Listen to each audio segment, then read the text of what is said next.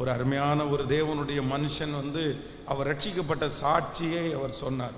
ரொம்ப ஆச்சரியமாக இருந்துச்சு. அப்படின்னா அவர்கள் குடும்பம் முழுவதும் ஒவ்வொரு நாட்களும் யாராவது ஒருத்தர் அவங்க வீட்டில் அவங்க அம்மா அப்பா 2 பேரும் ரொம்ப ஆண்டவரோடு நடக்கிறவர்கள்.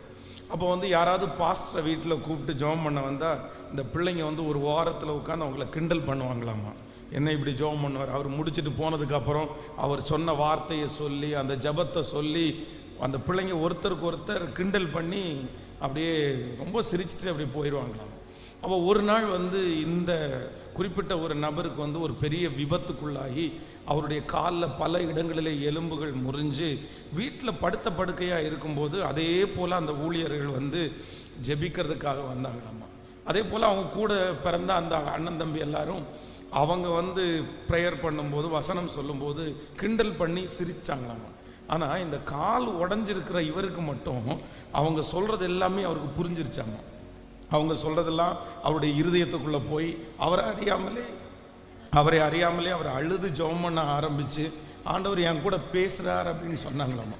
அப்போ அவர் ரட்சிக்கப்பட்டதுக்கு பிறகு அவர் என்ன சாட்சி சொன்னார் அப்படின்னு சொன்னால், எனக்கு எப்போ வலிச்சிருச்சோ அப்போ ஆண்டவருடைய வார்த்தை எனக்கு ரொம்ப நல்லா புரிஞ்சிருச்சு அப்படின்னு அவர் சொன்னார்.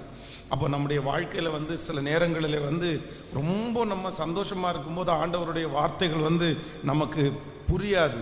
அதைத்தான் தேவ மனுஷன் சொல்லுகிறான், நான் உபத்திரவப்பட்டது எனக்கு நல்லது, ஆதலால் உம்முடைய பிரமாணங்களை கற்றுக்கொண்டேன். சில நேரத்தில் வலிகளையும் வேதனைகளையும் அவமானங்களையும் ஆண்டவர் அனுமதிக்கிறதுக்கு காரணம் என்னன்னா, அப்போ தான் நம்ம ஆண்டவருடைய அன்பை அதிகமாய் புரிந்து கொள்ள முடியும்.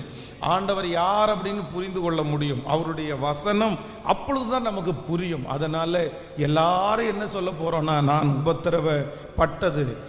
உபத்திரவப்பட்டு கொண்டு இருக்கிறது, நான் உபத்திரவப்பட போகிறது எதுவாக இருந்தாலும் அது கண்டிப்பாக ஆண்டவரோடு இணைவதற்காகவே. ஆமென்.